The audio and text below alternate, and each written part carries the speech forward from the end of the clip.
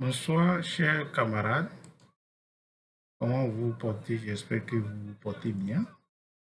Aujourd'hui, je voudrais vous montrer comment l'exercice qu'on a fait aujourd'hui, nous allons réaliser l'exercice par la méthode de modélisation.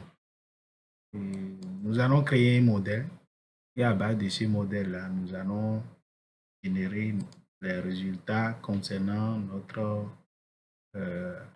exercice donné par un enseignant aujourd'hui. De grâce, je veux vous dire que aujourd'hui, on n'a pas lu l'exercice, mais comme nous avons une méthode plus rapide, nous avons utilisé cette méthode pour pouvoir faire l'exercice. Ce soir, je voudrais partager avec vous l'exercice réel. Et pour commencer, vous êtes obligé de créer. Donc, pour commencer, vous allez aller dans Act Catalogue, vous allez rechercher votre dossier de travail. C'est ce que l'exercice a dit. Et allez dans votre dossier Spatial Analysis Data. Dedans, vous allez cliquer sur le dossier. Faites propriété. Vous allez cliquer sur le dossier. Vous cliquez sur, vous faites clic droit. Vous choisissez New. En bas, vous choisissez Toolbox.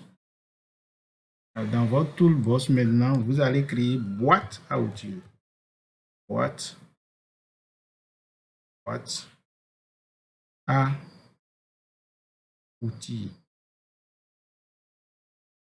Boîte à outils. Boîte à outils. Maintenant, une fois que votre boîte à outils est créée, vous cliquez sur ça. Vous allez faire encore, vous cliquez sur ça, vous clic droit. Vous choisissez encore New. Maintenant, dans New, maintenant, vous allez créer, vous allez cliquer sur Modèle. Donc, votre interface de modèle est créée. Mais bien avant ça, il faut afficher vos données dans le logiciel AGIS. Moi, j'ai déjà affiché les logiciels dans l'interface AGIS. Maintenant, une fois que le logiciel, le truc est fait, quand j'ai fait l'ouverture comme ça, et le modèle, l'interface de modèle, je vais cliquer sur modèle. Une fois dans modèle, je vais cliquer sur propriété de modèle. Au niveau de propriété de modèle, je clique sur général. Ici maintenant, je vais mettre find. Je vais mettre find school. Find school. C'est bon, find school.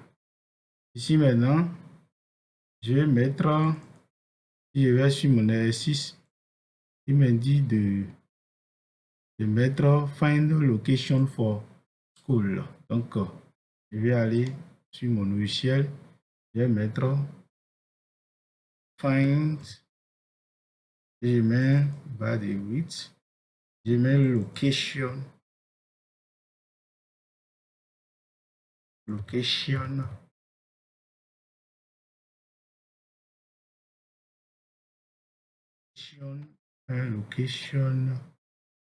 for school. Donc, for school. Donc, je vais mettre for school. Underscore school. Une fois que ça est fait, je vais procéder directement. Je vais aller sur, je vais cocher l'outil là. Je coche ça, je peux enlever ça là. Donc, je coche ça là. Maintenant, une fois coché ça là, je viens dans environnement. Je vais choisir Processing Extents. Donc, je clique sur Processing Extents. Maintenant, je vais choisir Raster Analyst. Je vais cliquer sur Cell Size. Encore. Une fois que j'ai fini avec Cell Size, ici, je clique. Alors, je clique dans Value ici. Maintenant, au niveau des valeurs, vous allez trouver Processing Extend. Ici, on va trouver Processing Raster. Donc, on clique dedans. Nous allons choisir maintenant Same as Layer Elevation. Ça veut dire qu'on est en train de dire à notre analyse de prendre en compte la surface de notre de notre élévation, c'est-à-dire de notre image MNT, modèle numérique de terrain. Donc, ça va prendre en compte l'interface de notre modèle numérique de terrain. Maintenant, si on fait ça, on vient dans Analyse, Raster Analysis. On choisit toujours Same as Layer Elevation. Donc, ça veut dire qu'on lui dit de considérer notre modèle numérique de terrain comme la zone d'étude pour générer, comment on appelle, pour générer l'analyse. Une fois qu'il s'est fait, on met OK. Maintenant, une fois qu'on a mis OK maintenant, nous voulons créer avec l'école une distance euclidienne. On vient dans Add to Boss. Tel que je vous ai dit aujourd'hui, qu'il faut aller toujours dans et de choisir Euclidean distance. Donc, nous allons aussi prendre Euclidean distance ici. Maintenant, une fois qu'on a pris Euclidean distance, on va cliquer dedans. Quand on clique dedans, on va faire exactement ce qu'on a fait aujourd'hui.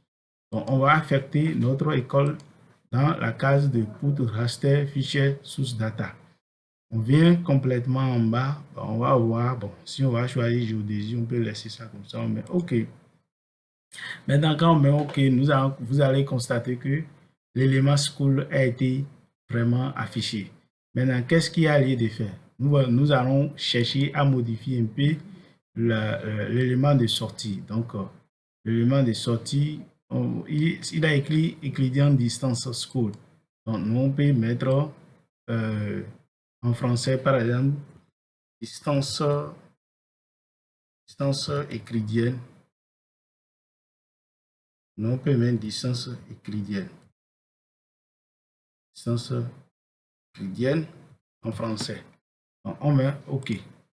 Maintenant, une fois qu'on a mis OK, on peut même choisir, par exemple, de créer un autre. Pour créer, par exemple, un autre, on va... Donc, pour créer un autre maintenant, on peut aussi créer pour, par exemple, pour l'école. Donc, pour site, le truc là, maintenant, site direct. Donc, on va faire comme ça. On va choisir, par exemple, site direct. Maintenant, si on choisit site direct, on va... Je pense que c'est bon, hein? C'est exactement la même chose qu'on a fait aujourd'hui. Vous allez constater que site direct est déjà affiché là. Donc, on peut chercher à ordonner. En ordonnant, vous allez constater que les choses sont ordonnées comme l'exercice à faire aujourd'hui. La suite consiste à faire quoi? La suite consiste à créer, par exemple, solo, modèle solo. Pour le faire, la pente là, pour le faire, nous allons aller dans surface, nous allons chercher solo. Nous l'amenons ici. Maintenant, on clique dedans. Ici, c'est exactement ce qu'on a pu faire aujourd'hui. Donc, on va affecter notre élévation dans les poutres de raster. Maintenant, quand on a fait, on laisse ça comme ça, on met OK. Donc, on peut aussi chercher, par exemple, à modifier le résultat. Donc, ici maintenant, on peut modifier. Donc, on peut mettre juste élévation. Vous savez, pour le deuxième, je n'ai pas modifié parce que j'ai compris que vous comprenez déjà le processus.